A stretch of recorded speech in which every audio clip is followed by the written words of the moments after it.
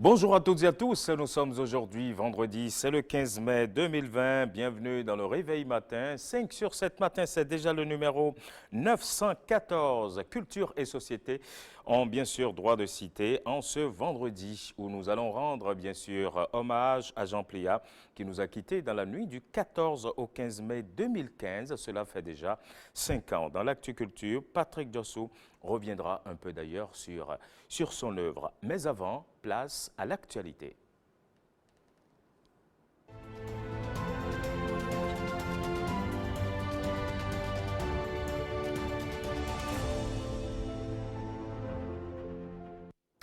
C'est le bulletin, le JT Matin, présenté par Rebecca Kandiaroundé. Bonjour Rebecca. Bonjour, c'est Jayaka. Mesdames, Messieurs, bonjour et bienvenue dans ce bulletin d'information. Nous sommes aujourd'hui le 15 mai, les familles sont à l'honneur, c'est la journée internationale de la famille. Des familles au cœur des interactions intergénérationnelles. Une fois encore, le monde reconnaît le rôle des familles dans le développement social. Alors que nous luttons pour répondre à la crise de la pandémie du coronavirus, la ministre des Affaires sociales incite à l'effort en matière de promotion de la famille. Elle s'est adressée aux Béninois. Je vous invite à l'écouter au micro de Ghislain Poguet. Cette année, le monde entier commémore la Journée internationale de la famille dans un contexte marqué par la pandémie du Covid-19. Je voudrais donc inviter toutes les familles béninoises à une observance stricte des mesures prescrites par le gouvernement afin de surmonter cette crise. Cette année, le thème choisi à l'international est la diversité familiale à l'école. Ce thème situe la place de l'école dans l'intégration sociale des enfants issus de différents milieux culturels. L'école est de ce fait un haut lieu d'apprentissage du vivre ensemble, des valeurs de tolérance, d'humilité et de partage. La communauté internationale, à l'occasion de la présente édition de la Journée internationale de la famille, attire l'attention de tout un chacun sur les mutations de la famille qui a beaucoup évolué, prenant diverses formes et n'assurant plus à elle seule la production, l'éducation et la distribution de richesses. C'est le moment de rappeler le rôle éminemment important des parents dans le suivi des enfants et de leur nécessaire implication soutenue dans la formation de leur progéniture. Le ministère des Affaires sociales et de la microfinance, dont j'ai la charge, s'attelle à accompagner les familles dans cette dynamique. À cet effet, nous avons par exemple élaboré un guide de dialogue parents-enfants qui permet d'établir une complicité au sein des familles et de les consolider. De même, nous avons réussi à sortir de la précarité un millier d'enfants béninois en situation difficile. Je m'en voudrais de terminer mes propos sans rassurer la population béninoise de l'intérêt particulier que le président Patrice Talon témoigne au bien-être des familles et particulièrement à la promotion de l'éducation des enfants dans le cadre familial. Venons-en aux élections communales. La Commission électorale nationale autonome a officiellement lancé mercredi dernier le convoyage de matériels électoraux dans les différents départements du Bénin. Ceci s'inscrit dans le cadre de l'organisation des élections municipales et communales du 17 mai prochain. Les détails avec Ossénie Adeleke. Des dizaines de camions prêts à s'ébranler sur les routes des 12 départements du Bénin chargés de matériel électoral. Après 10 jours de travail acharné, ici au stade de l'Amitié où les agents de la Sénat ont pris leur quartier, l'étape du colisage est bouclée. Désormais, place au convoyage du matériel vers les commissions électorales départementales. Nous commençons cette opération de déploiement du matériel électoral par la partie septentrionale de notre pays, qui est la plus éloignée de Cotonou.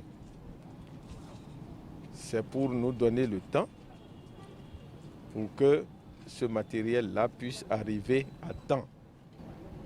Et disons que le 16, le jour de la fin de la campagne électorale, tout le matériel électoral sera disponible au moins au niveau de nos communes, sinon même au niveau de nos arrondissements, pour que le 16, ce matériel-là soit dispatché au niveau des postes de vote et que le 17 au matin, tous les électeurs qui veulent se présenter, qui voudront voter, puissent trouver ce matériel disponible.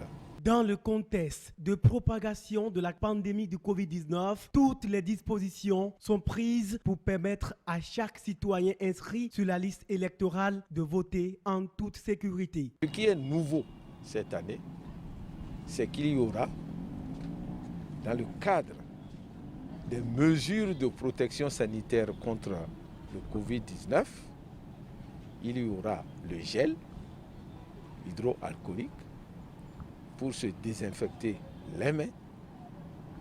Ensuite, il y aura des masques pour nous protéger contre cette pandémie.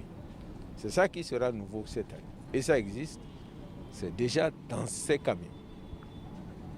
Les coordonnateurs d'arrondissement recevront tout ce matériel, y compris ce matériel de protection, qu'ils vont déployer dans tous les postes de vote. Et je voudrais saisir l'occasion pour rassurer tous les électeurs que chacun aura, le jour de l'élection, un masque pour pouvoir se prémunir contre la pandémie, contre la contagion, contre la contamination. Le président de la commission électorale a de nouveau saisi cette occasion pour inviter les Béninois à cultiver dans le cadre de ces élections l'esprit de tolérance et de paix indispensable à l'édification d'un Bénin plus solidaire. Les 5 partis politiques en lice dans le cadre des élections communales et municipales du dimanche prochain se livrent une bataille sans merci pour le positionnement de leurs différentes affiches. En ces derniers jours de campagne électorale, c'est à une véritable foire d'emploi médiatique que l'on assiste notamment sur les lieux publics de la ville de Cotonou. Ne laissez nulle place où des affiches n'apparaissent et réapparaissent. Dans la féroce bataille de positionnement des effigies et logos dans la ville de Cotonou, aucun des 5 partis politiques n'entend plus se laisser distancer ou éclipser. Si 2 de ces formations colonisent une bonne partie de l'espace, presque partout dans la plus grande ville du Bénin, les 3 autres ont très nettement refait leur retard accumulé au début des 15 jours de campagne. Sans vous mentir, la semaine dernière, il n'y avait pas assez d'affiches dans la ville. Mais cette semaine, j'en dénombre beaucoup plus. Sur les carrefours stratégiques, les murs, les panneaux publicitaires traditionnels ou de circonstance, et même sur les bords de la chaussée, la cohabitation atteint son paroxysme. La distanciation ici n'a pas droit de citer. Objectif, charmer et conquérir les électeurs potentiels. Mais cette confrontation se déroule de toute évidence dans un esprit de tolérance que les citoyens ne manquent pas de percevoir. Le rapprochement est vraiment de très près. Au fait, d'une part, on peut parler de la tolérance et n'oubliez pas que le Bénin aussi est un pays laïque, ce qui fait que l'esprit de tolérance est quand même bien animé au sein de la population. Et c'est ça qui fait que les candidats peuvent coller leurs affiches à proximité de l'un de l'autre sans qu'il y ait d'amalgame, qu'il y ait de problèmes entre eux. 15 jours d'une campagne censée se dérouler presque exclusivement par voie médiatique. Les partis politiques auront pris leur part à la bataille. Reste aux électeurs à déterminer le 17 mai ceux des 5 qui les auront le mieux convaincus. Un reportage signé Stanislas Linkmon et Edwige Agossou. Rencontre préparatoire à la 6e édition du dialogue politique entre l'Union européenne et le Bénin. Elle a réuni hier autour d'une même table des émissaires du gouvernement et une délégation de l'Union européenne. Précision, Renaud Akako. ce jeudi 14 mai 2020, au ministère des Affaires étrangères et de la coopération, le ministre Aurélien Agbenossi, entouré d'autres membres du gouvernement et de membres du cabinet du président de la République, a rencontré une délégation de diplomates représentant des pays de l'Union européenne et de l'organisation elle-même à Cotonou. La dite rencontre préparatoire au dialogue politique entre le Bénin et l'Union européenne, au sens de l'article 8 de l'accord de Cotonou, s'inscrit dans le cadre de la dynamisation des relations de coopération entre les deux parties. Organisée à l'initiative du gouvernement béninois, elle leur offre l'occasion de construire une nouvelle dynamique de contact plus régulier, favorable à un renforcement de leurs relations ainsi qu'à la consolidation de ses acquis. Elle a permis aux deux parties d'évoquer quelques préoccupations d'intérêt commun.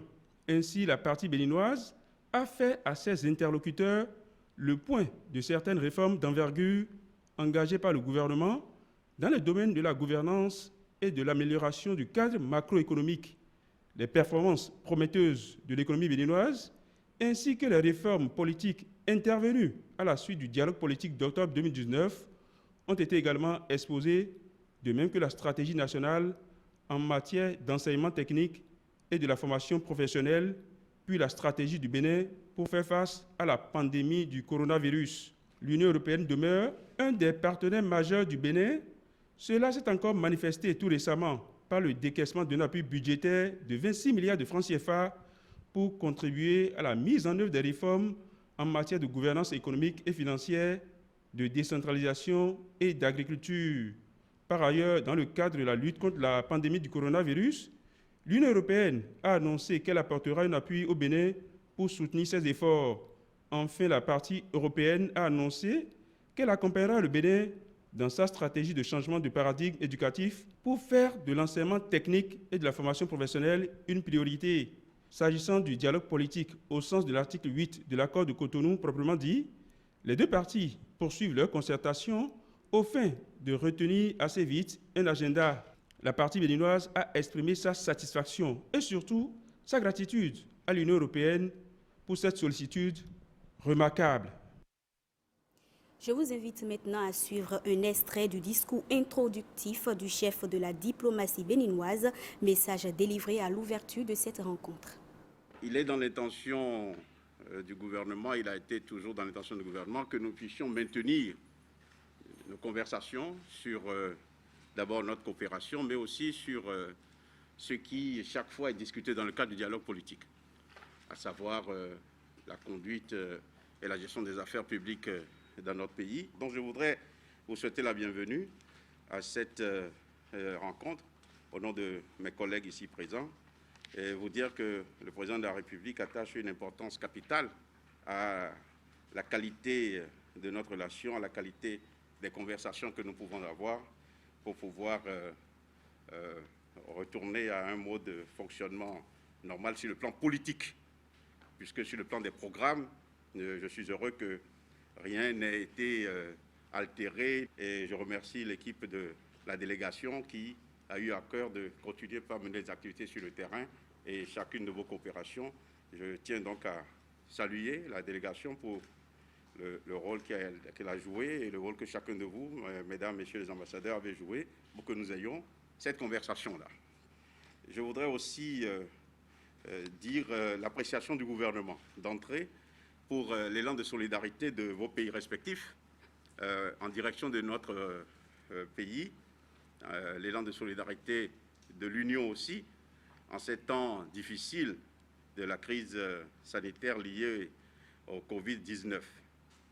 Le gouvernement souhaite dire à l'Union européenne toute son appréciation pour les tranches de l'appui budgétaire d'une valeur de 26 milliards qui ont été décaissées dans le cadre de la lutte contre la pandémie. Je crois que la nécessité de nous retrouver dans ce format du dialogue s'impose.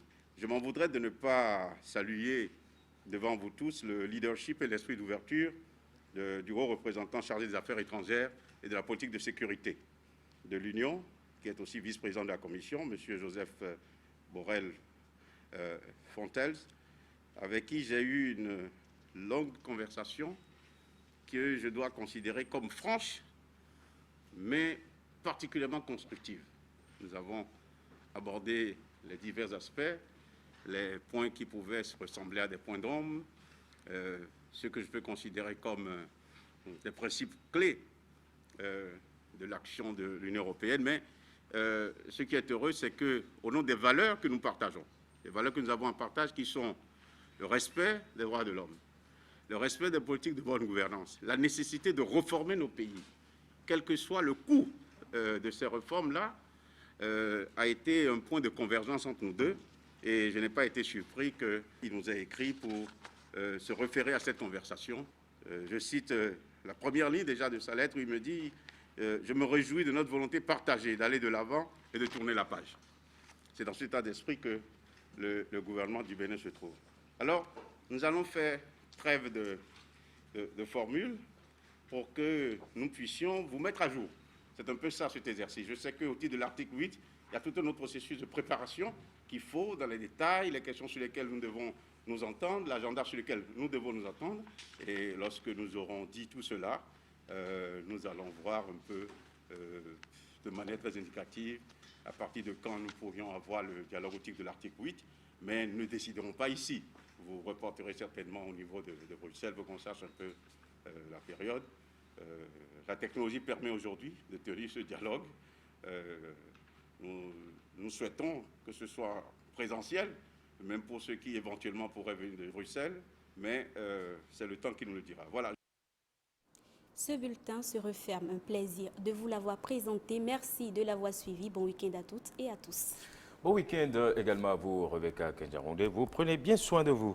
Allez, nous sommes le 15 mai, on célèbre la journée internationale de la famille, mais vous savez, bien sûr, avant les familles, il y a la sage-femme à l'occasion de la journée qui leur est consacrée, journée consacrée aux sages-femmes. C'était bien sûr le 5 mai dernier.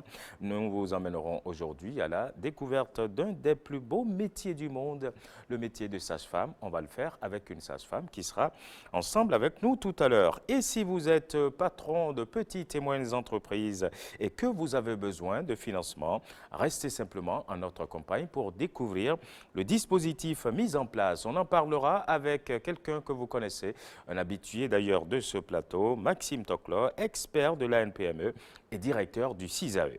Allez, nous serons également à Boycon pour l'acte 2 de notre visite au village souterrain d'Agonguento. C'est dans l'un des arrondissements de Boycon. L'artiste de la semaine s'appelle Achevi. Elle a désormais les pieds à l'étrier. Elle prépare d'ailleurs un grand duo avec un grand maître de la musique traditionnelle de chez nous. Elle sera là tout à l'heure, comme Thibaut également, Thibaut le magicien. Maintenant, je change juste de position. Le temps d'installer Patrick Diassou. À tout de suite. L'intérieur d'une maison est plus polluant que l'extérieur d'une maison. Il y a des substances chimiques qui sont mauvaises, qui détruisent la santé de l'homme.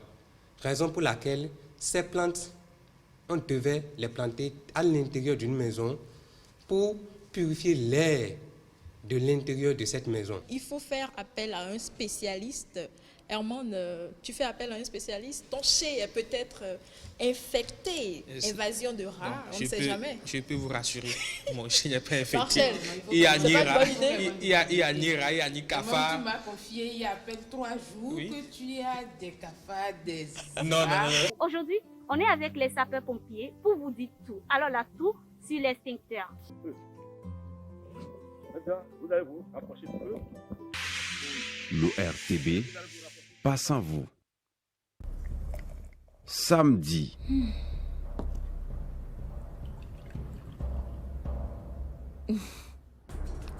Tu veux lui dire ou je le fais? Lexi, de quoi est-ce que tu es encore en train de parler? Tu sais très bien, chère mère. Cherche bien, tu trouveras. Dis-moi ce qui se passe. Pour qui tu te prends? Tu restes mon petit frère, ok? Seulement mon petit frère. C'est justement pour ça que je suis inquiet. Tu noies tes problèmes dans l'alcool.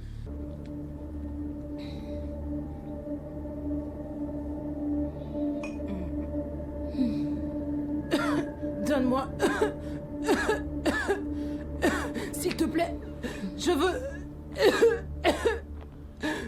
Souviens-toi du bébé que tu as fait adopter il y a 28 ans de cela.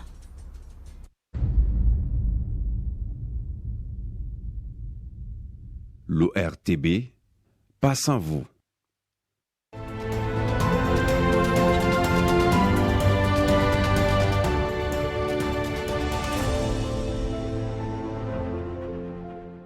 Cinq sur 7 matin, nous sommes ensemble jusqu'à 9h30. C'est 1h30 d'émission pour le compte de ce vendredi. C'est bien spécial, vous l'aurez remarqué. Hein? Et n'oubliez pas, allez surtout voter dimanche prochain. C'est bien sûr pour les communales. L'actu culture de la semaine, Patrick Diossou, bonjour. Oui, bonjour Serge Sénan et Ayaka. Ça va bien? Très bien, merci beaucoup. Et en ce 15 mai, il ne vous a pas échappé, Jean Plia, in memoriam. Oui, Jean Plia, on se souvient de Jean Plia, originaire d'Abomey, au Bénin. Il était professeur d'histoire-géographie, marié, père de 7 enfants. Ses études secondaires commencées au Bénin, il les a poursuivies en France, et en Côte d'Ivoire d'abord, et puis en France. Il a été professeur de géographie un peu partout, je dirais en France, au Bénin, au Togo, au Niger, et recteur au Niger et recteur de l'Université nationale du Bénin. Il a occupé plusieurs fonctions politiques au Bénin, directeur de cabinet du ministre de l'Éducation nationale et ministre de l'Information et du Tourisme lui-même, directeur de cabinet du général Soglo et puis député d'Abomey. Il fut berger national, ça c'est primordial, berger national émérite du renouveau charismatique et catholique du Bénin. Je reprends, berger national émérite du renouveau charismatique catholique du Bénin. Donc Jean Plia a rejoint le Père Céleste la nuit du 14 au 15 mai 2015 à Abidjan à l'âge de 83 ans. Pour les œuvres, suivez un peu. Assis sous l'arbre fétiche, Jean Plia vit de loin Kondo le requin, qui voudrait bien fixer le rendez-vous avec les chimpanzés amoureux pour avoir avec eux la palabre de la dernière chance. Évidemment, ce rendez-vous devait être marqué plutôt par la secrétaire particulière qui introduisit les tresseurs de cordes, parmi lesquels se trouve la fille têtue.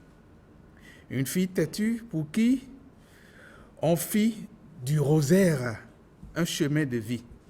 Des ténèbres à la lumière, le combat spirituel nous dit ceci: résistez au diable et vous serez libre. Et avec cela, Jean plia tout par des prières après la communion qui font de l'Eucharistie un soleil de justice. Jean plia alors avec une veine de protection spirituelle pour la vie chrétienne authentique et la protection de Dieu jusqu'au dernier souffle. Voilà Jean Plia avec ses œuvres immémoriales. Et c'est bien trouvé. Merci à vous, Patrick Diossou. Parlons maintenant de confinement, soir de confinement. Oui, soir de confinement. Il s'appelle Patrick, il se prénomme Patrick comme moi, Patrick Kwasi d'Acosta. Il est en France. Il est un manipulateur en radiologie médicale, une spécialité qui peut travailler dans plusieurs branches de la radiologie. Et le soir, quand il rentre, il s'assoit devant son piano, son orgue, son clavier pour jouer. Et il joue, tout en jouant, il rappelle les gestes barrières. Il a écrit un texte tout en jouant que nous allons passer ce soir. C'est Patrick, le docteur Patrick, ou le manipulateur en radiologie qui est en train de manipuler les claviers de son orgue. On le suit.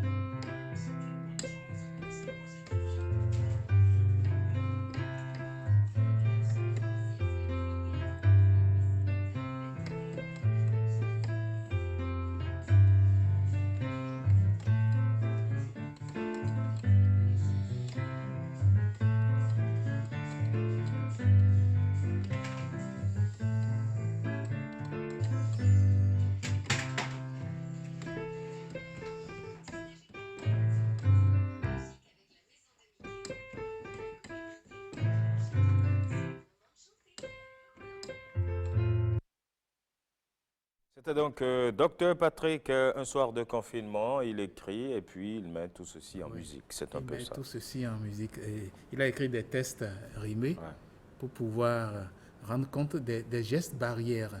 Dire, voilà, tu es en confinement ou tu n'es pas en confinement, tu es déjà en déconfinement. N'oublie pas les gestes barrières. Et des textes bien rimés que j'ai bien aimés. Allez, on reste toujours dans la tendance Covid-19 à travers le Covidisque qui ressuscite Joe Dassin.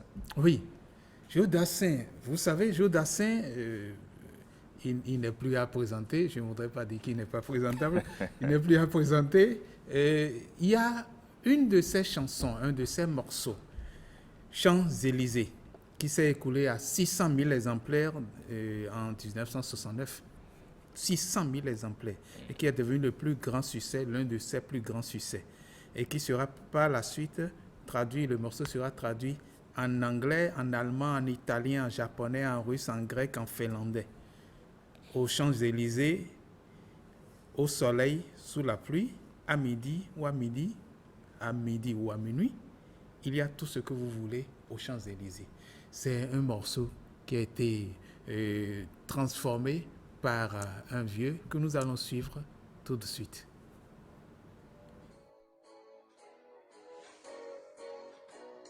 Me balader dans mon salon en titubant complètement rond. Le confinement me fait craquer, je préfère être bourré. Toutes les heures c'est l'apéro et on se retrouve en vidéo. Il nous suffit d'être connecté pour s'encourager. Oh, je suis confiné. Oh, je suis confiné. Une bouteille de whisky à midi ou à minuit. Je n'arrête pas de picoler, je suis confiné. Ma femme me dit, mais fais du sport, mais je peux plus sortir dehors. Donc j'ai une bière à la main, du soir au matin. Je passe mon temps à grignoter, à me gaver, à me cuiter. Quand on sera tous libérés, je pourrai plus marcher. Oh, je suis confiné. Oh, je suis confiné. Une bouteille de whisky à midi ou à minuit. Je n'arrête pas de picoler car je suis confiné.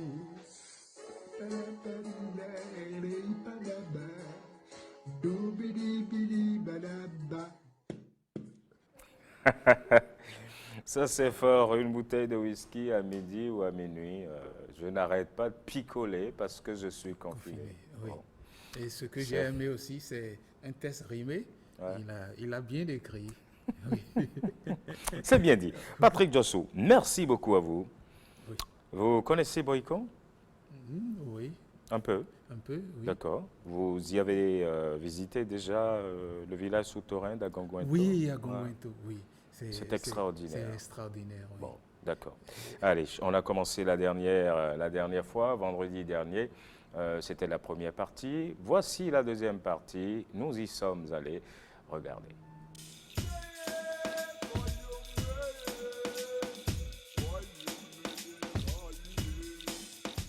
Nous vous emmenons à la découverte du site souterrain d'Agonguento. C'est un arrondissement de Boikon.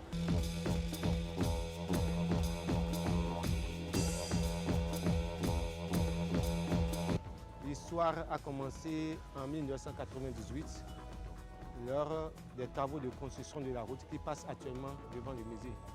Quelle est la superficie actuelle? Le site a actuellement un peu moins de 7 hectares comme superficie. Et sur cet espace, nous avons 56 arrondos, 56 souterrains qui font partie d'un ensemble de plus de 2000. L'histoire comptée ici se situe sous le règne du roi Agadia. Donc la seule et unique religion, le seul culte qu'il y avait en ce moment, c'était le vaudou. Donc il y a plusieurs espaces sacrés ici, sur le site. Alors là maintenant, où est-ce que vous nous emmenez d'autres? Je vous amène dans la salle d'exposition pour voir quelques-uns des vestiges récupérés lors des fouilles archéologiques. Merci, on y va.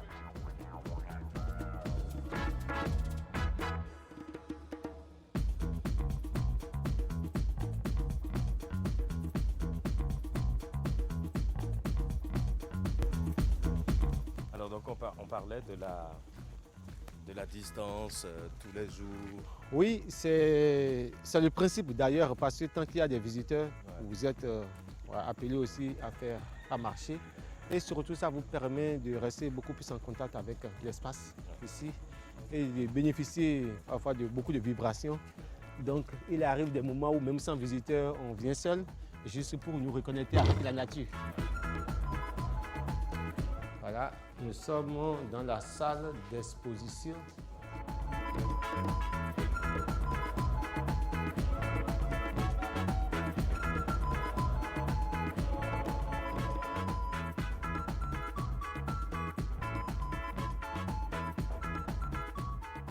Nous avons ici quelques vestiges récupérés lors des fouilles archéologiques, pas uniquement sur ce site, mais dans toute la région d'Abomey.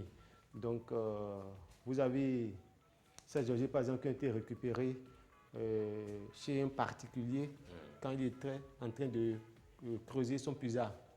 Donc, il est tombé subitement sur un grand fossé, après 11 mètres sous le sol. Donc, il a dû faire appel aux archéologues. Donc, l'équipe était partie et on s'est rendu compte que c'est un site du XIe siècle. Voilà, donc vous avez plein de poteries. Donc, on a là de la poterie du XIe siècle. Là, nous avons des poteries du XIe siècle. Il y en a même qui sont avant le XIe siècle.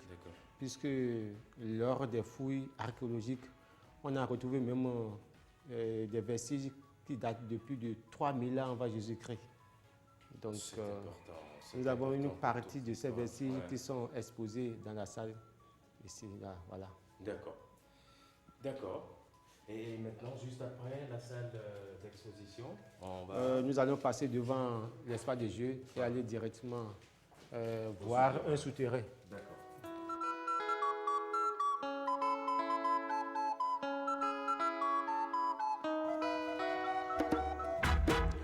Nous avons sur notre gauche un espace de jeu. Actuellement, vous allez voir des jeux toboggans, tourniquets qui ne sont pas des jeux locaux.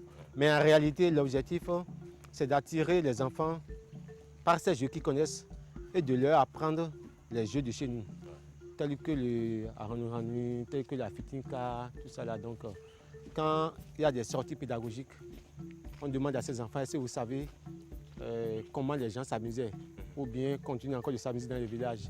Ils disent non, maintenant on leur apprend ces jeux qui sont souvent accompagnés de chants et danses et qui sont très faciles à exécuter avec des cailloux, avec des brindilles, avec des tracés sur le sol. Donc derrière l'espace de jeux modernes au fait se cachent les jeux locaux. Et chaque 2 ans, le site choisit un jeu qui va passer dans les écoles de la commune, apprendre aux enfants, organiser une compétition dotée de prix pour motiver les enfants à aller vers ces jeux qui malheureusement sont en voie de disparition.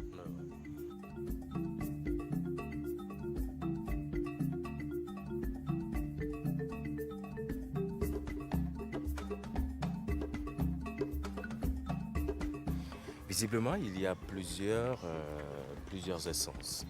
Alors, il faut bien savoir que la nature ici, la végétation participe à l'histoire du site. Parce que déjà, n'eût été cette végétation, on aurait déjà pu voir tous les rondeaux qu'on a laissés derrière nous. Et de l'autre côté, nous sommes aussi à une époque où il n'y avait pas encore d'hôpitaux et il n'y avait pas encore un contact sérieux avec l'Europe. Donc c'était uniquement sur la base des plantes que les gens se soignaient.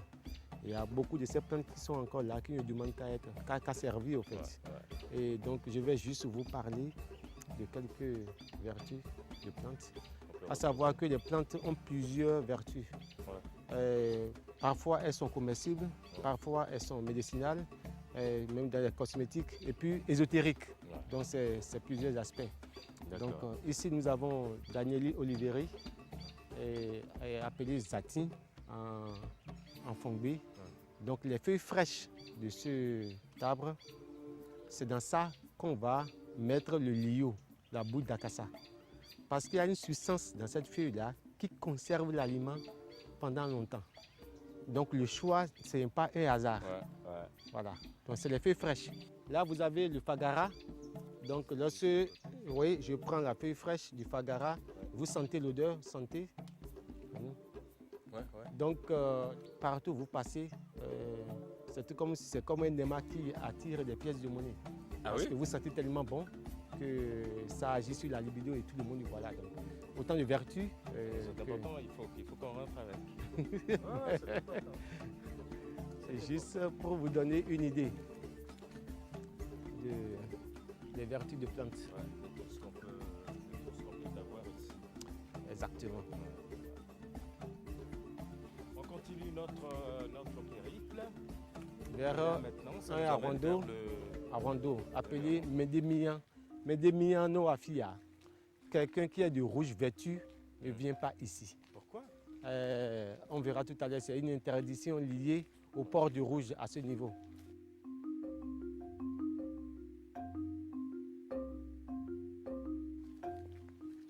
Lorsque vous venez ici, par rapport au moment de la journée, vous n'avez pas la même sensation.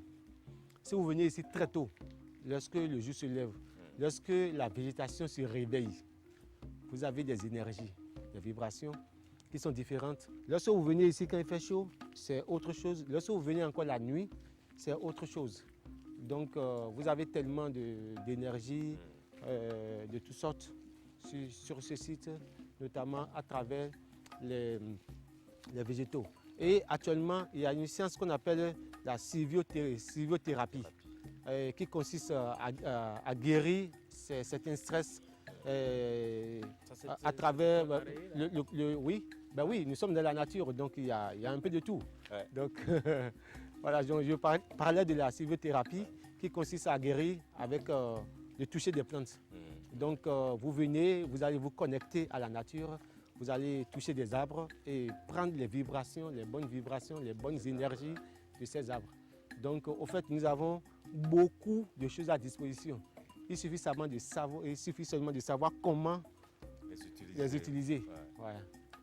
Et surtout de ne pas les détruire aussi, parce que ça, c'est important dans tout ce que... Je pense que ça, c'est une leçon que l'humain, en général, n'a pas encore bien apprise, parce que nous sommes les grands prédateurs, mais c'est nous qui voyons parfois certaines espèces nuisibles dans la nature, alors que toutes ces espèces contribuent à l'équilibre de l'écosystème. Mais voilà, on dit que les humains sont exactement comme les virus. Quand ils s'installent quelque part, ils se multiplient d'abord et après ils détruisent tout ce qu'il y a autour d'eux. Il est interdit de visiter l'abri Medemia à toute personne portant des vêtements rouges. Ouais. Mais pourquoi justement? Il faut m'expliquer un peu. Parce que quand on a demandé aux descendants ici pourquoi le rouge est interdit, certains ont dit depuis tout petit, on l'a enseigné, on a respecté, on ne sait pas pourquoi. D'autres ont dit c'est parce que le rouge rappelle le sang, la guerre. Donc c'était un code, n'importe quiconque ne devait venir ici en rouge. D'autres disent encore c'est parce que ceux qui vivaient là avaient mis ce Arwando sous la protection d'une divinité qui, en fait, il y a une raison, mais toutes les raisons convergent vers l'interdiction du rouge. Et c'est ce que nous, on est en train de respecter. Par ici. Ouais. D'accord. Donc là maintenant, on est finalement... On est devant le Medemia, c'est là que nous allons descendre pour voir à quoi ressemble l'architecture interne d'un Arwando, pour avoir une idée de comment se présente un Arwando de l'intérieur. D'accord. Allez-y, je vous suis.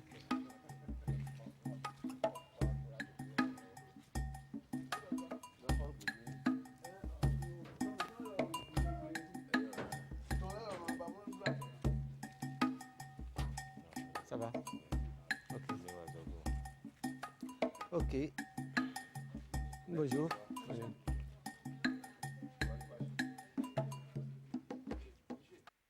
Rendez-vous vendredi prochain pour la suite. Vous allez voir l'architecture à l'intérieur, enfin dans ce sous-sol. C'est extraordinaire et puis c'est vraiment beau. Allez, merci de rester surtout avec nous. Quelqu'un d'autre sur le plateau très rapidement. Il s'agit bien sûr du président du comité d'identification des structures d'appui et d'encadrement des PME. Si vous êtes donc responsable de PME, ce qui va suivre, ça va vous intéresser. Surtout si vous êtes à la recherche de financement. Bonjour mon cher Maxime Toclor. Bonjour Serge. Ça va bien? Très bien, en pleine forme. Ouais, depuis qu'on s'est séparés, voilà. Ah oui, on ne se retrouve plus sur le plateau. Exactement.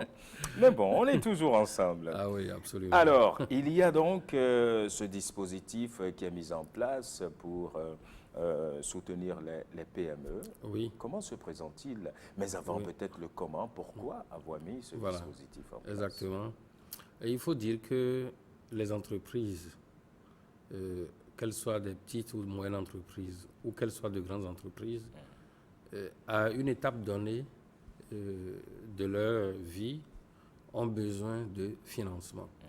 Nous avons plusieurs fois communiqué sur l'importance de privilégier un certain nombre de paramètres avant la création de l'entreprise, et la question du financement ne doit pas être au premier plan. Mais l'entreprise, après son démarrage, à une étape donnée de sa croissance, a besoin de financement. Et la question de financement est une question assez cruciale, surtout quand l'entreprise est face à des exigences du marché, surtout quand l'entreprise a des opportunités qu'elle doit saisir sur le marché, eh bien le financement devient indispensable. Et le financement est encore plus indispensable lorsque l'entreprise arrive à décrocher un marché public pour lequel il lui faut donc répondre à ce marché. L'entreprise a prouvé à travers son dossier qu'elle a les capacités, bien sûr, de répondre à ce marché. On lui attribue le marché et elle est à court de financement pour répondre à ce marché. Et donc le financement devient indispensable. Donc les chefs d'État de l'espace UEMOA, ayant compris l'importance du financement pour une entreprise, ayant compris également le rôle des petits témoins d'entreprise dans des pays comme les nôtres, donc les 8 pays de l'espace UEMOA, ont mandaté la BCEAO à donc trouver une solution à la question de financement au niveau des petits témoins d'entreprise. Et donc, il y a eu une série d'études depuis 2012, donc ça a toute une histoire. Il y a eu une série d'études qui ont permis donc de mieux d'abord apprécier la problématique de financement au niveau des PME. Parce que le problème, c'est quoi? Les entreprises ont des difficultés à avoir le financement. Les banques sont là normalement pour accorder le financement. Elles sont réticentes mais quand même. Les banques, en principe, devraient accepter de donner le financement puisqu'elles recouvrent avec intérêt. Mais le constat amer, c'est que les banques refusent de donner le financement. Et donc, on a essayé de comprendre pourquoi. On a essayé de sortir toutes les faiblesses constatées au niveau des entreprises. Et ce dispositif vient donc pour combler ces faiblesses, pour aider les entreprises à répondre aux exigences des banques, mais aussi à offrir des facilités aux banques afin qu'elles acceptent désormais de financer les micro, petites et moyennes entreprises. Oui, mais de façon concrète, hein, comment est-ce que ça se présente, ce dispositif? Alors, ce dispositif est opérationnalisé dans chacun des pays, et donc le Bénin, par le comité d'identification que j'ai l'honneur de comité d'identification des structures d'appui et d'encadrement des PME que j'ai l'honneur de présider pour le Bénin, en qualité de représentant du ministre des PME. Et ce dispositif est opérationnalisé sous le leadership du ministre des PME. C'est le ministère des petits témoins d'entreprise qui porte le dispositif. C'est un dispositif auquel appartient également le ministère du Plan, le ministère des Finances, et le patronat et les associations de PME, de même que l'association professionnelle des banques et établissements financiers. Et c'est donc dire que c'est un dispositif du gouvernement. Je tiens à marteler cela parce que souvent beaucoup se disent dispositif de la BCEAO. Bon, la BCEAO, ce n'est pas son rôle, mais c'est beaucoup plus le rôle du gouvernement. La BCEAO fait partie du dispositif, est membre de ce comité-là, et la BCEAO a facilité la mise en place de ce comité, mais ce comité est sous le leadership du ministre des Petites et Moyennes Entreprises et de la promotion de l'emploi. Alors, ce dispositif a sélectionné des structures d'appui et d'encadrement qui sont des structures qui, on pouvait pas, de par leur capacité, de par leur expérience, qu'elles savent bien faire ce boulot, c'est-à-dire formater l'entreprise pour la rendre crédible, pour permettre à ce que l'entreprise remplisse les critères demandés par la banque. Ça, c'est un premier aspect. Deuxième aspect, c'est que une fois l'entreprise a été donc renforcée à travers des services non financiers, l'entreprise est accompagnée donc vers la banque dans tout un processus pour lui permettre de bénéficier du crédit. Et l'entreprise est suivie, coachée pour que le financement soit remboursé avec beaucoup plus de facilité, beaucoup plus d'aisance. Parce qu'une chose est de prendre le crédit, une autre est de pouvoir également le rembourser. C'est assez important pour la banque et c'est l'une des causes de réticence. Alors, les structures d'appui d'encadrement viennent, disons, constituer une sorte de garantie technique pour rassurer la banque, afin qu'elle sente que l'entreprise n'est plus seule, mais que l'entreprise a derrière elle une structure qui est là au quotidien, qui travaille à ses côtés, qui lève les obstacles, qui coach afin que la banque soit plus rassurée. Donc ça veut dire que la PME, elle ne se décide pas d'aller de son chef vers... Non, pas du tout. La PME a l'obligation de passer par une des structures. D'accord. Au Bénin, nous en avons 12 pour l'instant. Mais, dans les 12 départements, je suppose. Non, pas du tout. Les 12 ont l'obligation d'avoir des antennes un peu partout dans le pays. Donc, ça ne posera pas de problème pour une PME qui est dans le nord ou dans le centre de se rapprocher de l'une de ces structures. Mais elles sont 12 curieusement au Bénin. Nous n'avions pas fixé ce chiffre au moment de la sélection. Mais au nombre des dossiers que nous avions, il y a eu 12 qui ont donc retenu l'attention du jury, de la commission donc du comité CISAE. Et nous avons accordé donc confiance à ces 12 structures qui sont actuellement déjà en train de travailler. Mais je précise que cette liste n'est pas limitative. On pourra toujours l'actualiser, on pourra toujours faire des appels à manifestation d'intérêt pour permettre à d'autres qui ont aussi de la compétence, qui ont du savoir-faire dans ce domaine aussi, de compétir et pourquoi ne pas se faire sélectionner par le CISAE. Oui. Je sais que tout à l'heure, à 11h30, vous devez animer un café numérique. Absolument, nous avons un café numérique. C'est une initiative de la Chambre de commerce et d'industrie du Bénin.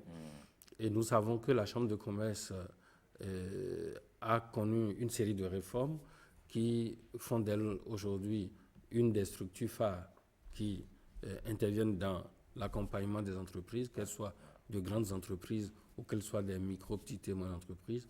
Mais la Chambre de commerce a organisé ces cafés numériques pour permettre aux chefs d'entreprise, dans ce contexte de pandémie Covid-19, de pouvoir, quelle que soit leur position, accéder à l'information. Et aussi de trouver des solutions à leurs différentes préoccupations, parce que à travers le café numérique, non seulement nous aurons à présenter le dispositif dans les détails, mais tous ceux-là qui seront connectés pourront poser des questions sur le dispositif pour mieux le comprendre et également savoir comment obtenir du financement à travers ce dispositif.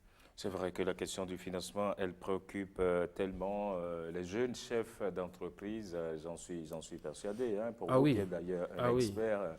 Lorsque je reçois 10 entreprises, au moins 9 me parlent de financement. Donc, ça veut dire que... Et pourtant, vous avez toujours dit que la question du financement ne vient pas en premier dans... Oui, lorsque on approche justement, lorsqu'on échange beaucoup plus avec ces entreprises, on se rend compte que certaines n'ont pas besoin de financement tout de suite. Mais cela n'empêche pas que le problème soit posé en termes de financement. Parfois, c'est la qualité du produit qui est le premier problème à régler avant d'aller vers le financement. Parfois, on a besoin du financement pour régler les questions de qualité. On a besoin parfois de financement pour régler les questions de performance de l'entreprise. Donc, c'est un ensemble de choses qui donc s'entremêlent entre elles. Il est difficile donc de séparer la question de financement des autres problèmes d'ordre technique. Seulement, les chefs d'entreprise, c'est d'ailleurs le rôle des structures d'appui et d'encadrement, qui sont là pour d'abord apporter tout ce qui n'est pas financement, donc que nous dénommons sous le vocable services non financiers. Et donc, ce n'est qu'après ces services non financiers, qu'après s'être rassuré de la capacité de l'entreprise à bien gouverner, à bien gouverner la capacité du chef et de son équipe à bien gouverner l'entreprise, et également de la capacité à prendre du crédit et à bien le gérer, parce que la question fondamentale est là. Aussi là. Certains prennent, ils font du flux financier, ils gagnent de l'argent, mais ils refusent de rembourser. D'autres prennent, ne savent même pas comment il faut gérer, et ça pose des problèmes. Certains encore détournent les ressources à d'autres fins. Voilà autant de problèmes que ces structures d'appui d'encadrement viennent régler. Et pour ce sont d'ailleurs des questions que vous pourriez poser tout à l'heure à Maxime Toklo dans son café numérique. C'est à partir de 11h. C'est important, je voudrais insister là-dessus. Le café numérique est une opportunité pour les entreprises, quelle que soit leur position géographique. Toutes les entreprises, l'entreprise peut y aller à Bembereke, elle peut assister au café numérique. Il suffit avec son smartphone ou avec son ordinateur de se connecter, d'aller sur le site de la CCIB et donc le lien est là, vous allez voir donc dispositif de soutien au financement des PME, c'est bien grand, vous cliquez là-dessus et vous entrez dans cette visioconférence. C'est assez important pour toutes nos entreprises. Surtout les entreprises qui sont à l'intérieur du pays. C'est important, il ne faut pas rater cette occasion. Et ça ne vient pas tout le temps, c'est vrai, il y a des cafés numériques tous les vendredis, mais tous les cafés numériques ne parlent pas de financement. Et si on a besoin de financement, il ne faut pas rater cette occasion. Mon cher Maxime Toklo, merci beaucoup d'être venu. Merci, et à très bientôt. Vous savez, la dernière fois que vous avez rencontré une sage-femme, c'était quand? Ça fait longtemps. Ça fait longtemps, j'imagine. Mon dernier enfant aura bientôt 9 ans, donc... ça fait longtemps. Ça fait vraiment longtemps. Bon, d'accord. Et pourtant, elles sont des acteurs incontournables pour le suivi des grossesses et la réalisation des accouchements. Le 5 mai dernier, c'était la journée mondiale de la sage-femme. Aujourd'hui, on a invité une sage-femme avec qui nous allons parler un peu de métier et surtout de cette belle profession, l'un des plus beaux métiers du monde, dit-on. Allez, je l'installe tout de suite pour vous. Mon cher Maxime, à très bientôt.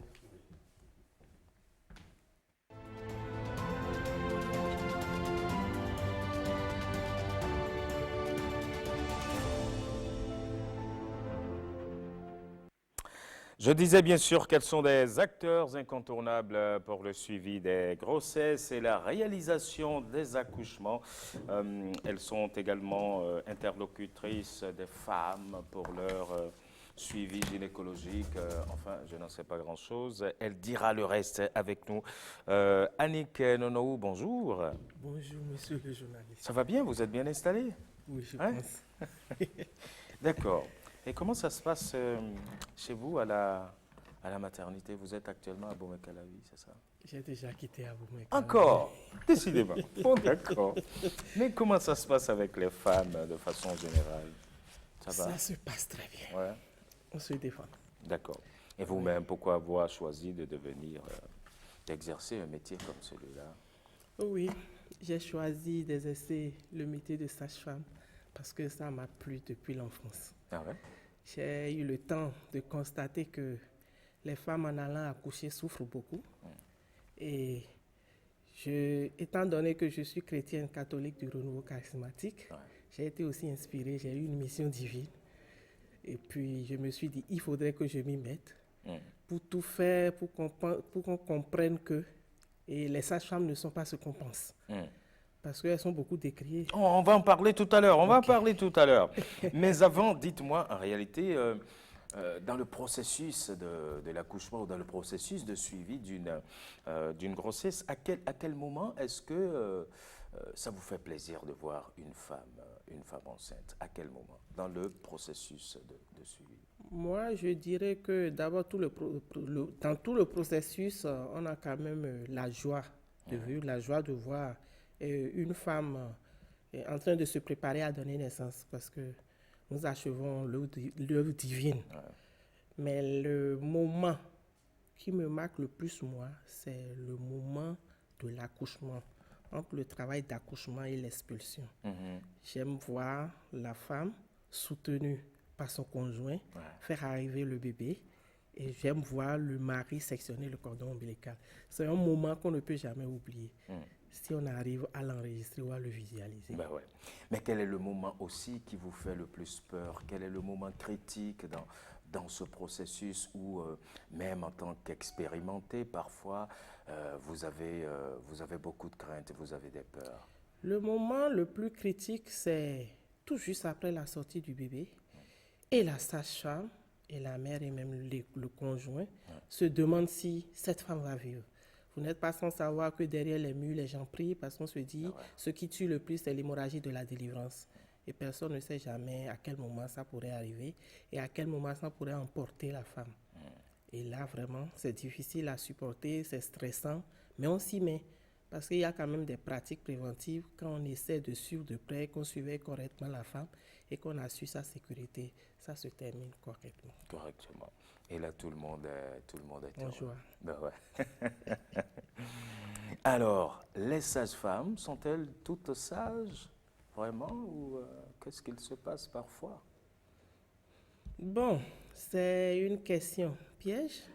D'abord, non, si on doit se baser sur le concept de sage-femme, on voit déjà dans le nom, sinon dans le nom de la profession, l'appellation, on dit sage-femme.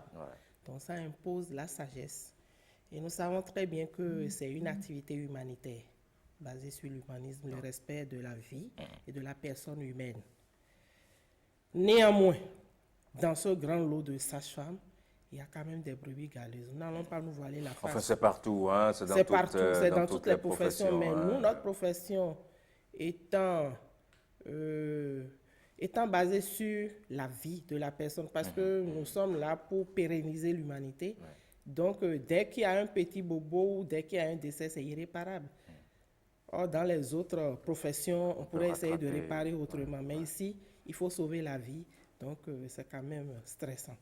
Et je sais que par rapport à cela, vous menez beaucoup d'activités pour venir en soutien aussi bien aux patients et surtout pour remettre celles qui sont dans le mauvais chemin, les ramener sur le bon chemin. Effectivement. Entre-temps, moi-même, il faut l'avouer, parce que la formation qu'on nous donne à l'école ne nous permet pas de savoir que nous sommes quand même des auteurs de violence. Je dis des auteurs parce que dans cette profession de sage-femme, il y a aussi des hommes. C'est vrai qu'au Bénin, il n'y a pas des hommes. Mais comme j'agis au niveau de l'Afrique francophone, je préfère mettre tout ensemble pour ne pas stigmatiser les maïticiens. Bien sûr. Donc,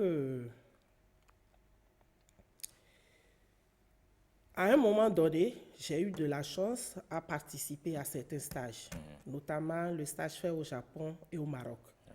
Et ça a fait un déclic parce que là-bas, nous avons constaté que si les femmes continuent de mourir dans certains pays d'Afrique francophone, c'est parce qu'on ne respecte pas les droits et libertés individuelles. Et à un temps T, ils ont expérimenté la chose, ils ont mis en marche le modèle humaniste des soins et ils ont pu réduire leur mortalité de plus de la moitié en 10 ans. Moi, ça m'a donné un déclic. Je me suis dit, bon, comme nous faisons des plans d'action de retour dans mon pays, il faudrait que moi-même j'agisse un peu. C'est vrai qu'on n'a pas assez de force pour le faire, mais ça pourra bouger les lignes. Donc c'est ainsi qu'on a mis en place le réseau des soignants amis des patients, qui est enregistré officiellement. Et la mission de ce réseau, c'est de susciter l'amélioration continue de la qualité des soins, en se basant sur la prévention et l'élimination des violences, quand nous savons très bien que c'est ça qui entraîne assez de décès évitables. Du coup, nous avons eu la chance, nous avons bénéficié de la chance de la JICA, parce que la JICA envoie beaucoup de gynécologues et de sages-femmes en stage. La coopération japonaise. Bien sûr. Et entre-temps, étant donné que j'étais la surveillante générale du CHUMEL, ça m'a permis de mettre en place le comité de protection des droits des patients et de promotion de l'humanisation des soins. Donc, à travers ce comité, on faisait assez de réunions bimestrielles. Et là, c'est pour évaluer le niveau d'humanisation des soins et de protection des droits humains en milieu sanitaire. On faisait aussi les réunions corporatistes trimestrielles des sages-femmes pour apprendre les règles d'éthique et de déontologie. Parce que si nous regardons très bien au niveau des curricula de formation, les principes de la démocratie sanitaire ne sont pas enseignés.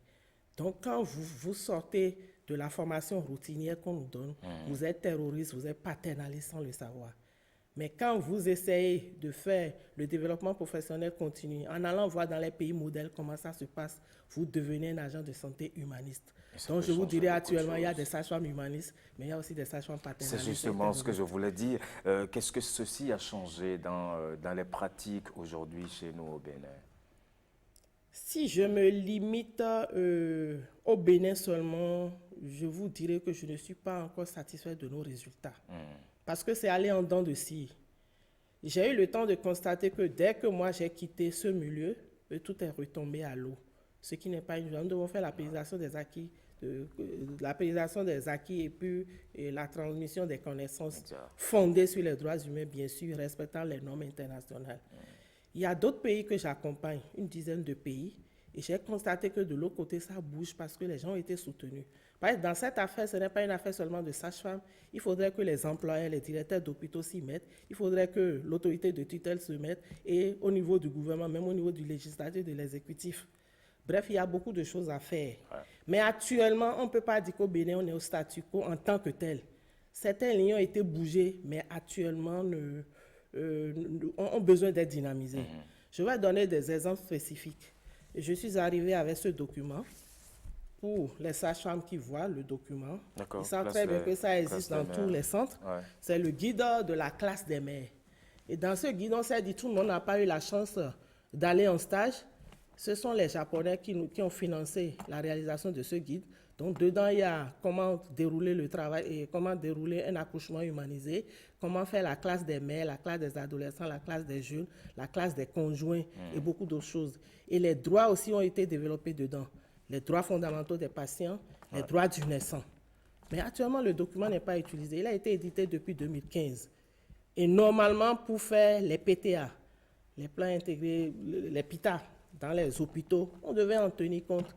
Mais étant donné que c'est des concepts qui limitent l'intérêt personnel des agents de santé, vous savez qu'on a des salaires misérables. Donc, du coup, on se dit... C'est pas misérable. C'est misérable.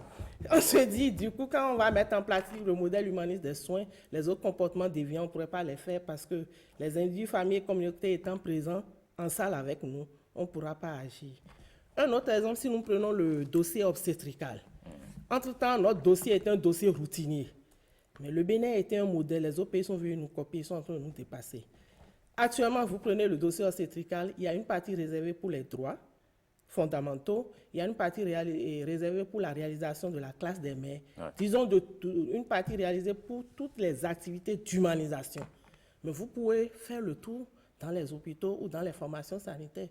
Personne ne s'en occupe actuellement.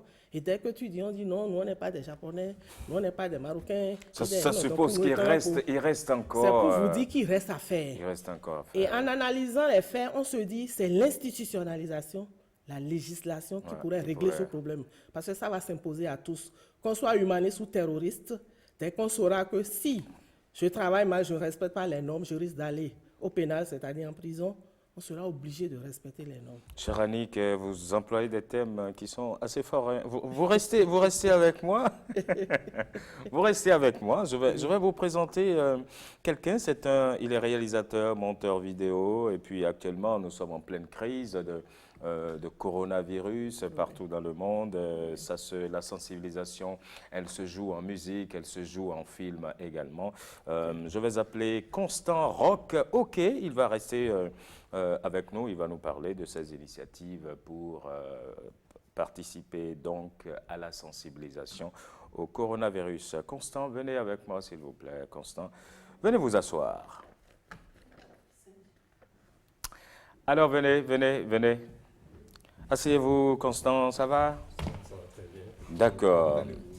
Ça va, merci. Vous êtes réalisateur, monteur vidéo et puis vous avez décidé de participer également à la sensibilisation au coronavirus. C'est bien cela? Oui, effectivement. Ouais. L'idée est partie d'un petit constat sur le terrain.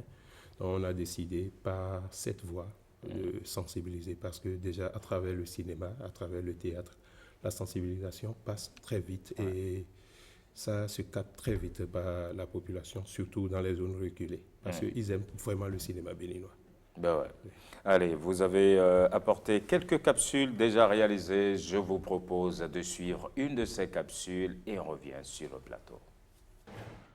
Oui, monsieur. Où allez-vous? Non seulement vous êtes chargé, vous n'avez pas aussi vos casques. C'est mon frère. J'étais au boulot. On m'a appelé pour dire qu'il est malade. C'est le cas dont on nous a parlé. Vous étiez en train de changer les masques. Voilà. Rentrez vite le masque. Montez. Vous nous suivez encore. Laissez-vous monter sur la moto et puis on vous conduit rapidement. Allez, montez. Suivez-nous. Allez. viens là, m'occuper.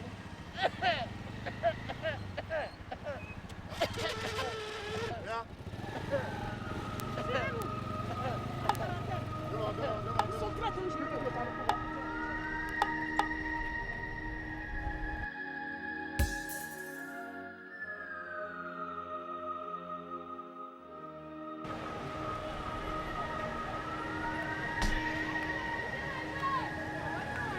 Allez, chef, ramassez-moi tout ça là. Ramassez-moi ça, ramassez-moi. Ramassez-moi ça. Et toi, vous là, qui vous a ordonné de vendre tout ça tout ça? Ta maman, où est la maman en question? Madame? C'est ma fille, c'est ma fille. Allez, c'est ma fille. Non, tu ne vas pas. Non. Hé, madame, calmez-vous. Madame, calmez-vous. Baissez ça d'abord. Calmez ça. Madame, calmez-vous. Non, jamais. Calmez-vous, madame. Qui vous a ordonné de vendre tout ça tout ça? Pourquoi vous ne laissez pas les gens? Non. Elle a un sub hygiène tia. À mon misère, l'homme. Pharmacie, ton numéro de ça, ouais. Hein? C'est un beaucoup. Très bien, vers Wamina, je dois y aller. Nous avons quoi ça, Mina? Fais-lui appel, vas-y.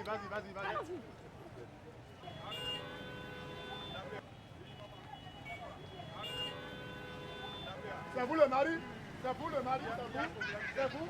Monsieur, venez s'il vous plaît. Non, on a aperçu votre madame tout à l'heure, elle a dit que c'est vous, vous l'avez donné l'autorisation de vendre n'importe quoi. Non, en fait, nous avons quoi, nous avons quoi, ça comme elle est couturière là. Mais vous-même, attention, vous n'avez pas mis ça. Non, d'ailleurs, il y a un ton. Non, mais vous êtes en train de contaminer les gens avec tout ça là. Non, c'est pour sauver tout le monde. Un monsieur tout à l'heure, malade, est venu tout à l'heure, il a testé ça. Il a été interpellé là. Ok, d'accord, c'est pas grave. Monsieur, madame, donnez-moi ça. Attends, calmez-vous. Monsieur, non, vous voulez me rendre malade, moi je ne veux pas tomber malade. C'est pas grave, monsieur. Non, chef. Non, c'est eux qui vendent ça. Moi, je ne veux pas, non, chef. Non, La sensibilisation, il faut utiliser tous les moyens donc pour atteindre les populations. C'est un peu ce qui vous a guidé. Oui, c'est ça vraiment parce qu'on était tombé vraiment sur cet aspect de la chose où la dame y vendait des casques avec son enfant. C'était tombé par terre, la fille a ramassé, un monsieur est passé, il a essayé à plusieurs reprises, il a changé avant de choisir ce qui lui convenait.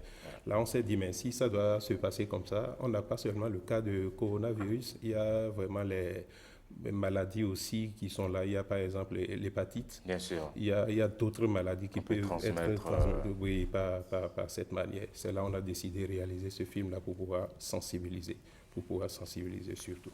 Ouais. Et lorsque vous réalisez tout ceci, la diffusion, elle se fait comment?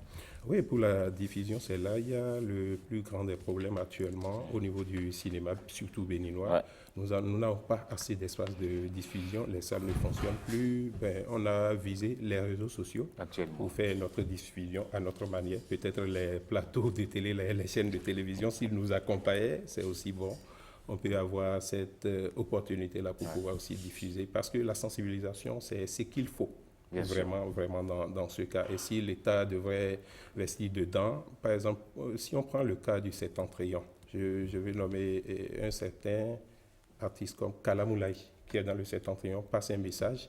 Et Éléphant Mouillé, par exemple, qui est à Abomey, qui est aimé par tout le monde au Bénin, passe un message de sensibilisation. Ça serait mieux appréhendé que les spots souvent, les jingles, excusez-moi ce terme, mais parce que nous avons vu que si déjà, avec le cinéma ou bien le théâtre, la musique, on arrivait à passer un message, ça passe très rapidement que tous les autres. De toutes les façons, actuellement, on sait que tous les arts ont été touchés, bien sûr, pour apporter leur pierre à cette sensibilisation. Non, mais je vous remercie. On va voir très rapidement le deuxième. Et puis, vous êtes venu avec un comédien béninois d'ailleurs, qui doit apparaître dans le deuxième que nous allons voir. Regardez. Oui. Vous là, vous êtes qui? Que ce soit vous le premier responsable et vos collaborateurs, aucun parmi vous n'a porté de masque. Un cas confirmé a été détecté et il s'est avéré qu'il a pris par vos locaux. Oui, aidez-nous à vous aider.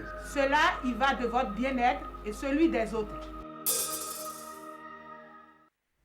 Aldo, bonjour mon cher Aldo. Bonjour Serge.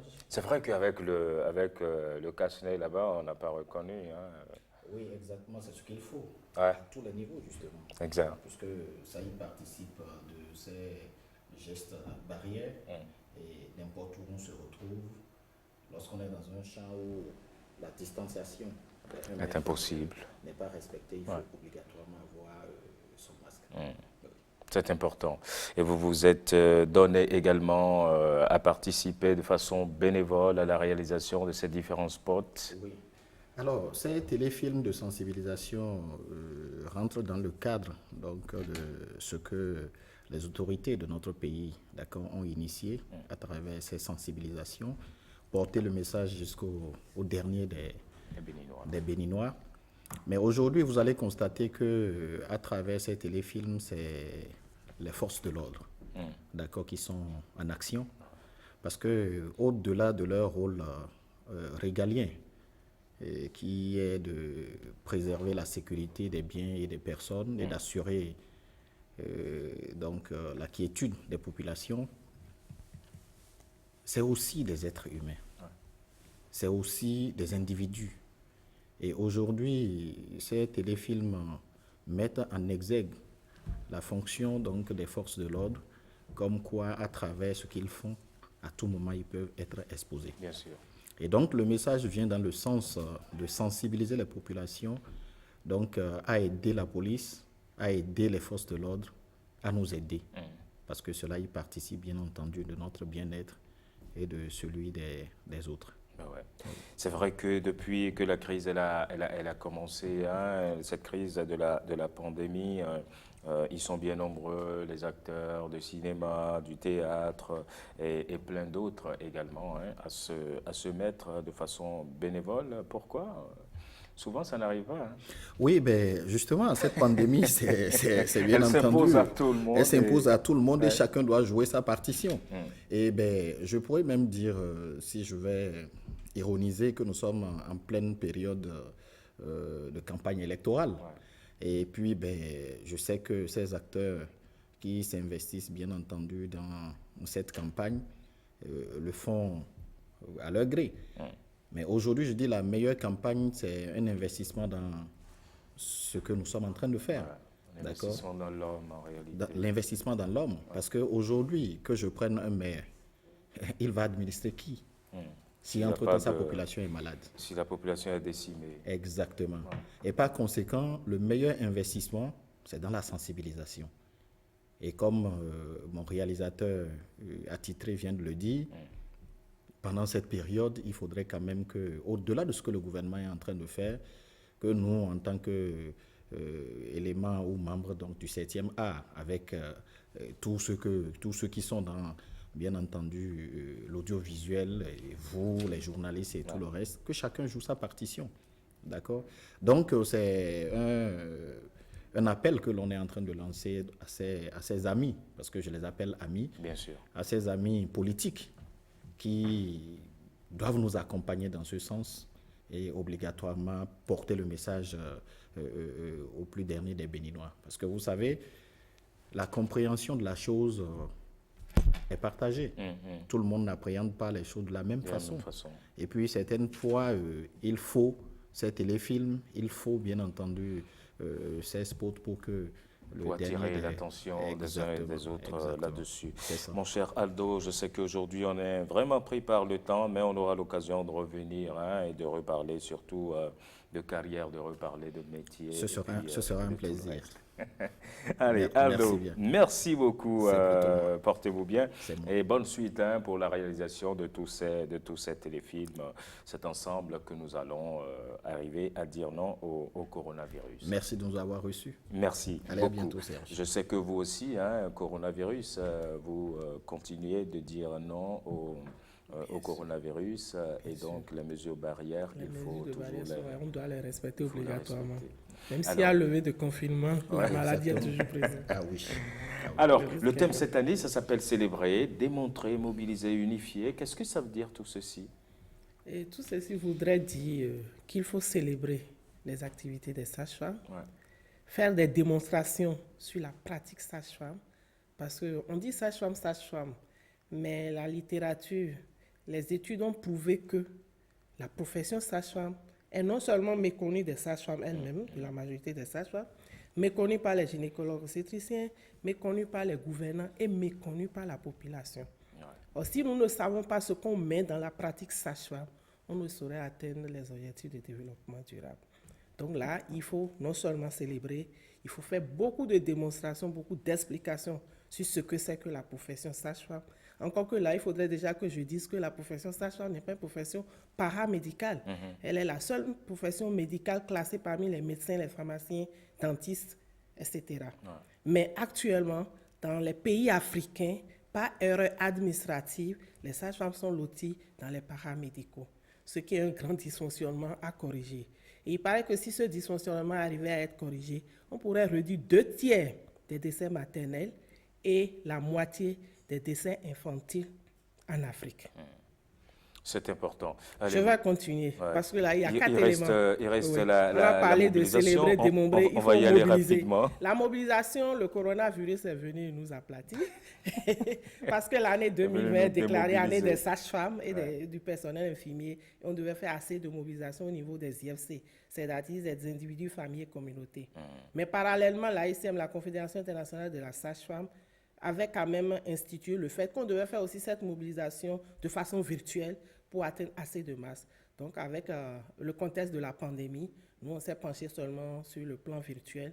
Donc, au niveau de WhatsApp, Facebook, etc., on a diffusé assez de messages et on continue de le faire. La dernière chose, on a dit d'unifier. L'unification, c'est de faire porter la voix des sages-femmes. Parce que juste là, il a été démontré depuis 2014 que les sages-femmes subissent des traitements inhumains dégradants. Et il a été aussi démontré que la violence se transmet. Tant que les sages-femmes sont violentées, elles sont frustrées, elles ne pourront pas faire du bon boulot. Mais personne ne les écoute. On les évite même. Les sages-femmes qui sont braves, qui ont le courage d'aller intervenir dans les grands instants de décision, on les écarte. On les écarte. Donc maintenant, on dit qu'il faudrait qu'on s'associe. Étant donné qu'on a 52% de femmes dans la population, il faudrait quand même porter notre voix auprès de ces femmes qui agissent quand même sur les gouvernants par les élections, au niveau du législatif, au niveau de l'exécutif, ils ont quand même des parents. Donc on dit unifiez vos voix à celles des femmes pour faire exiger non seulement les droits des sages-femmes, mais les droits des femmes. Les sages-femmes sont les défenseurs des droits des femmes. Et il ne faut pas être sage-femme juriste pour faire cette défense. Si déjà tu es sage-femme, même si tu es sortie nouvellement de l'école, tu dois t'inculquer dans ta tête que tu es la défenseuse des droits des femmes pendant tout le suivi. Tant au niveau du suivi prénatal, pendant l'accouchement, après l'accouchement. Mais actuellement, ce n'est pas ce qu'on constate. Cher Annick, merci beaucoup. Merci vraiment d'être venu sur le plateau de 5 sur 7 matin, le réseau des soignants, amis des patients. Je vais prendre 30 secondes. Je sais que normalement, ce n'est pas bien. Je ne peux pas venir sur ce plateau, ne pas présenter ce document. C'est la vision de la pratique sage-femme en 2030. D'accord. Élaborée depuis 2014. Nous sommes en 2020. Ça fait 6 ans. Mais ce n'est même pas connu des collègues sages-femmes. Ce sont les quelques sages-femmes hersapiennes et démocrates que nous encadrons qui connaissent le contenu. On va revenir à ça. On doit y revenir parce qu'on évaluera tous les pays africains. Il ne faut pas que le Bénin reste à la traîne. Je suis personne ressource au niveau de la Fédération des sages-femmes d'Afrique francophone, mais mon pays est à la traîne alors que c'est moi qui vais dynamiser dans les autres pays. Allez, merci beaucoup Annick Nono d'être venu, cher Aldo, merci. Et puis à très bientôt. Merci monsieur. Merci beaucoup. Allez, on va maintenant installer l'artiste de la semaine et puis Thibaut pour la magie, pour boucler bien sûr. Ce numéro de 5 sur 7 matin, c'est Achevi et Thibaut.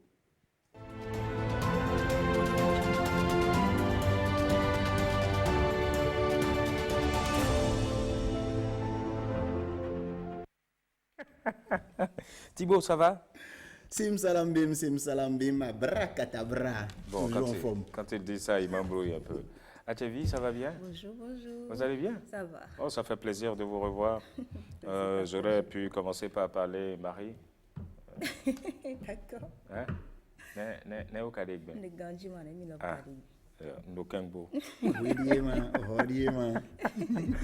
Allez, bienvenue. C'est vrai qu'on l'avait connu, on l'a reçu d'ailleurs sur ce plateau. On a parlé de Nadou de toi. C'est bien cela, hein? C'est le cas. Et puis aujourd'hui, c'est tout simplement. Oui. Tout simplement. Tout simplement. Tout simplement. Est-ce qu'on peut écouter juste un bout, un extrait de Tout simplement, s'il vous plaît?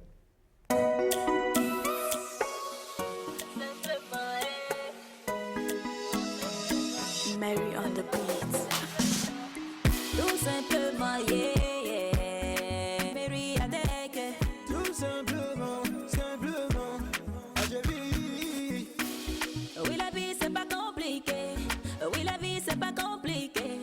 Je fais les choses simplement. Je fais les choses simplement. Ouais, mes filles m'ont bien tabac. Ouais, mes filles m'ont bien wabene.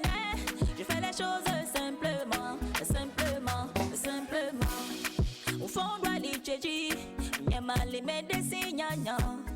Au me vono wenyeyi, goro va mon kutoku. Je suis toujours dans la life. Tous les jours je suis dans la joie. C'est mon nom de Kenta, je n'ai que d'amis. Maman tu veux de papa, maman bien bon mon signe. En plus, c'est très dansant. Hein? Oui, vous avez fait exprès? Moi, je kiffe. Hein? Nous sommes en période de confinement, il faut un peu de l'ambiance dans les maisons, donc on a fait ça dansant. Exactement. On ne dirait pas que dans ce petit corps, il y a une telle belle voix. Toi, tu viens d'où là? C'est de la magie ou quoi ça? Ah ouais, mais c'est assez accrochant. Bien sûr, bien sûr. Allez, ça n'est qu'une partie de ce qui va venir prochainement. C'est un peu ce que j'ai compris à travers ça. Bien sûr. L'idée de base, c'était une collaboration avec le baobab de la musique traditionnelle Bézé. On y travaille déjà d'ailleurs. Donc, il a accepté m'accorder un featuring. On était en train de travailler dessus en studio quand j'étais un peu stressée parce qu'on a commencé par communiquer à propos du featuring et les fans étaient vraiment très... Ils sont impatients. Voilà. Et ça a commencé par me stresser un peu. Je dis, est-ce que je serai à la hauteur et tout? Et mon ingénieur de son, il voulait me rassurer un peu. Il dit, t'inquiète pas, cette collaboration, elle va se faire naturellement, elle va se faire tout simplement. Et c'est là que l'idée m'est venue. Je dis, et si on essayait de faire quelque chose qui aura pour titre tout simplement, histoire que je déstresse un peu, hein, et puis après, on va continuer à travailler. Et c'est comme ça, on s'est amusé et c'est devenu très intéressant. Alors on a dit, pourquoi ne pas mettre ça à la disposition des fans en attendant le featuring avec Bézi. Ouais. Tout simplement, ça donne ça.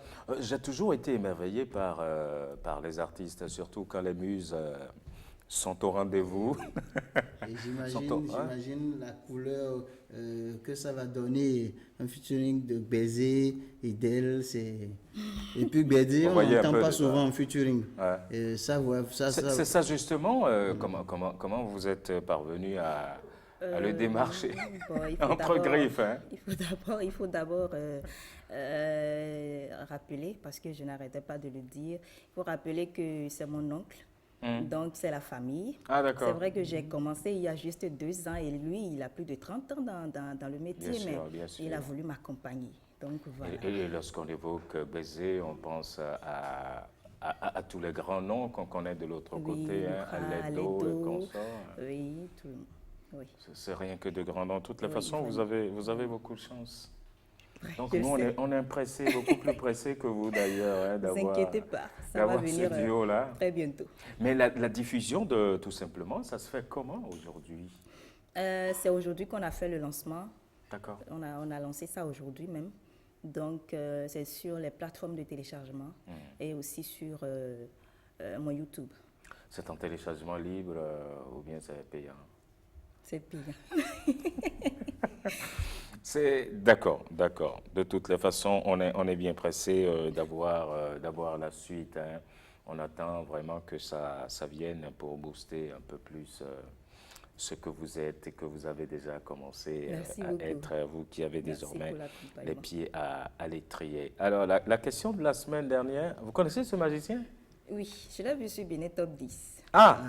Top 10 où vous étiez aussi, il faut le rappeler. Ah oui. Alors la question on la rappelle très rapidement, on n'a plus que 3 minutes. La semaine dernière, on demandait quel est le pays africain, qui a été où la sorcellerie a été reconnue comme métier professionnel en 2011. Et la bonne réponse est... Rassurez-vous, ce n'est pas le Bénin, ce n'est pas le Cameroun, comme vous avez dit, ce n'est pas le Nigeria, comme moi le Congo. C'est la Roumanie. Bon. C'est la Roumanie. Et cette semaine, la question est, le saviez-vous, il y a une étude qui démontre que le lundi, la journée du lundi est tellement déprimant que l'être humain ne sourit pas avant une certaine heure. De quelle heure s'agit-il?